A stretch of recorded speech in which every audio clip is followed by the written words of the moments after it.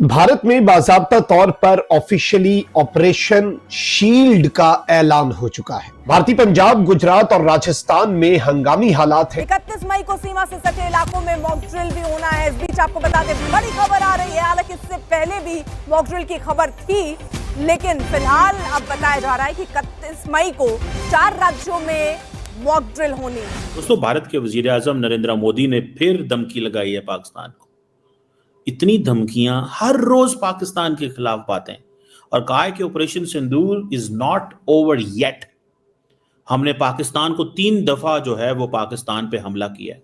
तो ये बड़ी खौफनाक चीज है कि जो मोदी है ये बाकायदा से इसने मॉक ड्रिल्स का आगाज कर दिया और ये दोबारा से उन इलाकों के अंदर शुरू करवा रहा है जो कि पाकिस्तान के साथ बॉर्डर करते हैं। अगर दुनिया हमें समझती है कि हम टेररिस्ट हैं तो इतना गलत भी नहीं समझती। उसामा हमारे घर से 5 साल के बाद निकला है। ये हमें जरा रियलिटी को फेस करना चाहिए। इस किस्म के एटीट्यूड्स को हम क्यों ग्लॉस ओवर करें, पर्दे डालें।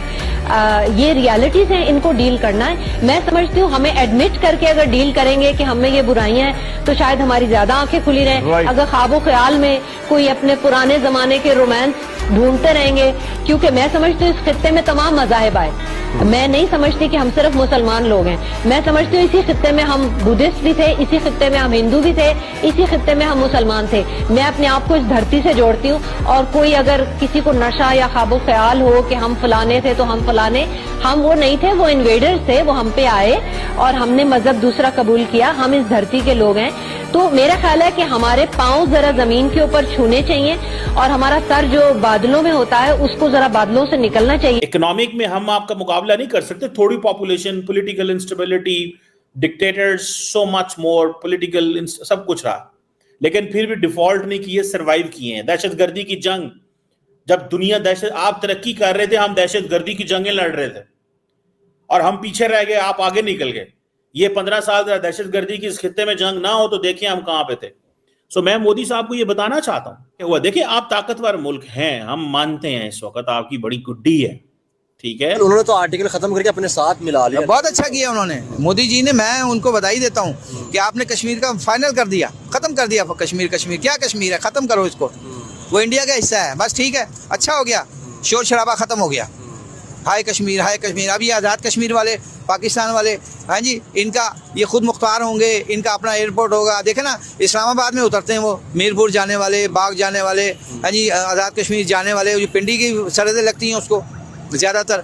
और वो जब इस्लामाबाद उतरते हैं तो वो उनकी बेइज्जती की जाती है, उनको मारा जाता है, उनकी औरतों को मारा जाता है, पिटाई करते हैं कि पैसे नहीं देते, रिश्वत नहीं दी, है तुम वहाँ से पाउंड लेके आ रहे हो, है जी, हमें भी दो। ये BLA, BRA, ये TTP, ये ख़त्म हो चुके हैं। ये सब दाइश में शमूलियत कर चुके हैं। अब आपका मुकाबला ना BLA से है ना TTP से, अब है ISS से, दाइश खुरासान। ओके, तो ये एयरबेस मांग रहे हैं। इनसे ये पूछो कि अमेरिकन्स, हाँ, ये आपका अफगानिस्तान में एयरबेस मांग रहे हैं, बगराम एयरबेस मांग रहे हैं, बगराम मांग। ये इनसे पूछो तुम यहाँ से गए कब हो? तुम तो ऑलरेडी मौजूद हो। हाँ, तुम्हारा ग्राउंड टेक्निकल स्टाफ चला गया, हाँ। फौज चली गई, एयरफोर्स चली गई, एयरबेस चली गई, लेकिन तुम्हारे तरबियती कैंप आज भी बगराम में, कंधार में और जलालाबाद में मौजूद हैं, जो दाइश की तरबियत कर रहे हैं। दुनिया भर की ट्रांसपोर्टेशन करके TTP को ले जाके वहाँ से बलोच एक्सट्रीमिस्ट और कुर्द एक्सट्रीमिस्ट को ले जाके जो ट्रेनिंग हो रही है तो हेलमंद में हो रही है, कंधार के करीब तरीन है। अब ये एयरबेस क्यों मांग रहे हो? वजह तो ये है, सोचने वाली बात, हाँ। तो ये है, हालांकि ये डिज़ाइन है, जब तक ये नहीं आएगी जंग ही नहीं है। ओके, पूछो कैसे। आओ इनके ट्रैक रिकॉर्ड पे चलते हैं। शाम में जब इन्होंने हमला किया अल्तनफ पे, दाइश आई 2015 में शाम में। ये लोग भी नक्शा दिखा, ये इस वाले कैमरे पे दिखाएगा, उस वाले उधर सामने। अल्तनफ एयरबेस आई ये 2015 में, और सॉरी, दाइश आई अल्तनफ में 2015 में, और इन्होंने एयरबेस ली अल्तनफ में। दाइश के अतराफ में दाइश थी, बीच में एयरबेस इन्होंने ली जिसका नाम था अल्तनफ एयरबेस। उसके बाद अल-हस्का, ठीक है, रमलान एयरबेस इन्होंने ली जनवरी 2015 के अंदर दाइश आई, और दिसंबर 2015 में इन्होंने एयरबेस ली रमलान। चारों तरफ दाइश है, बीच में एयरबेस है। अब आ जाओ इराक, ये लो भाई, ऐन उल असद, मशहूर ज़माना एयरबेस, चारों तरफ दाइश है, बीच में एयरबेस है। उसके बाद आप आ जाओ हरीर एयरबेस, दाइश आई 2014 में, ये एयरबेस ली इन्होंने 2014 के अंदर दिसंबर में ही ली, यानी कि एक ही साल के अंदर पहले दाइश आई और पीछे आ गई इनकी एयरबेस।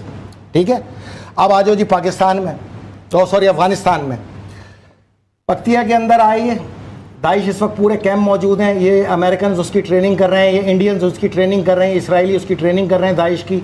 अब इनको वहाँ पे एयरबेस चाहिए जनाब, कहाँ इनको चाहिए? ये एयरबेस काबुल के नज़दीक तरीन एरिया के अंदर। नंबर 2 हलमन के अंदर ये ट्रेनिंग कर रहे हैं, क्योंकि इन्होंने KPK के अंदर इंसर्जेंसी करनी है, तो ये पक्तिया को और काबुल को लेके चल रहे हैं। वहाँ इनको एयरबेस चाहिए और इनको चाहिए बगराम एयरबेस। जबकि हलमन के अंदर अगर आप आ जाएँ, यहाँ पर ये ट्रेनिंग कर रहे हैं बलोच और कुर्द एक्सट्रीमिस्ट की, क्योंकि इन्होंने यहाँ से ऑपरेशन इंजेक्ट करना है पाकिस्तान के अंदर बलूचिस्तान में, और यहीं से ऑपरेशन इंजेक्ट करना है इन्होंने सिस्तान बलूचिस्तान ईरान के अंदर।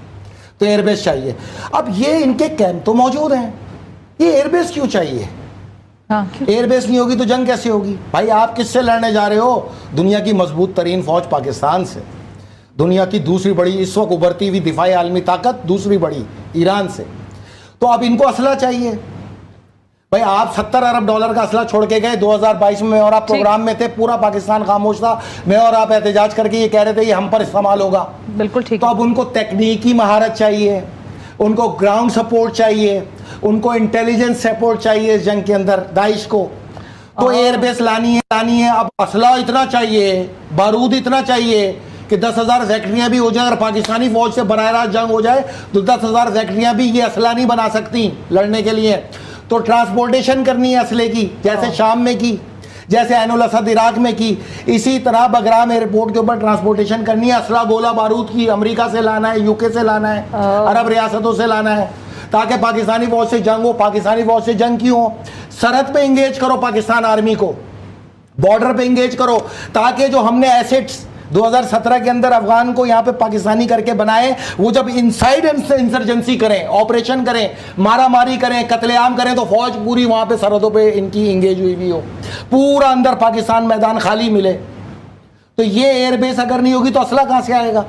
तो ये एयरबेस तो चाहिए ही चाहिए, हर सूरत में चाहिए बगराम की। पूरे पाकिस्तान को कब्जे में लेके फिर एटमी प्रोग्राम को रोल बैक नहीं करेंगे, मुहासरे में ले लेंगे। भाई तालिबान आ गए, दाइश आ गई है, मुहासरे में ले लेंगे। नंबर 2, तमाम जितना आपका नेशनल एसेट है, जो मादनियात है, वो कब्जे में चली जाएंगी। पहाड़ों को उठा के तो ले जा नहीं सकते, तो खरीद भी नहीं सकते, दुनिया में इतनी दौलत ही नहीं। नमस्कार दोस्तों, स्वागत है आप लोग का ट्रस्ट न्यूज़ के एक नए वीडियो में। ऑपरेशन सिंदूर ख़त्म अभी नहीं हुए थे कि ऑपरेशन शील्ड जो है वो भारत ने लागू कर दिया है। और जब से ये खबर पाकिस्तान में लगी है, पाकिस्तान की आर्मी से लेके पाकिस्तान की मीडिया, पाकिस्तान के लोग और पाकिस्तान में रह रहे आतंकवादी, वो सब थर थर काँप रहे हैं, क्योंकि पाकिस्तान इस बात को बहुत अच्छे तरीके जानता है कि भारत का अब जो अटैक होगा वो इतना मजबूत होगा कि पूरा पाकिस्तान ही तबाह हो जाएगा। क्योंकि अगर आप पहलगाम हमले की बात देखें तो लगभग 10 से 12 दिनों के अंदर भारतीय आर्मी ने एक्शन शुरू किया था,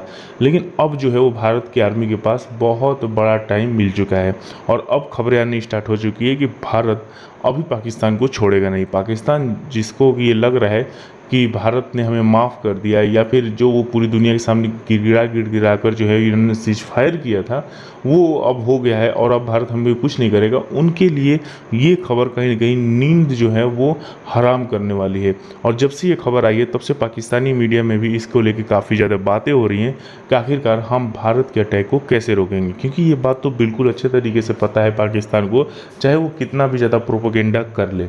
लेकिन अगर रियलिटी की बात करें तो पाकिस्तान की पब्लिक भी रियलिटी को जानती है कि भारत का ब्रह्मोस जो है, जो कि मेड इन इंडिया है, उसी को हम नहीं रोक सकते, तो फिर जो राफेल है उसको हम कैसे रोकेंगे। तो कहीं ना कहीं पाकिस्तान में काफ़ी ज़्यादा डर का माहौल है जब से ये खबर आई है कि भारत जो है वो ड्रिल कर रहा है, और साथ ही साथ भारत ने एक नया ऑपरेशन शील्ड जो है वो लागू कर दिया है। तो दोस्तों बस आज की वीडियो में इतना ही। वीडियो को लाइक और चैनल ट्रस्ट न्यूज़ को सब्सक्राइब कर लें, क्योंकि हम अपनी इंटरेस्टिंग वीडियो लाते रहते हैं। मिलेंगे से न्यूज़, तब देखते हैं ट्रस्ट न्यूज़।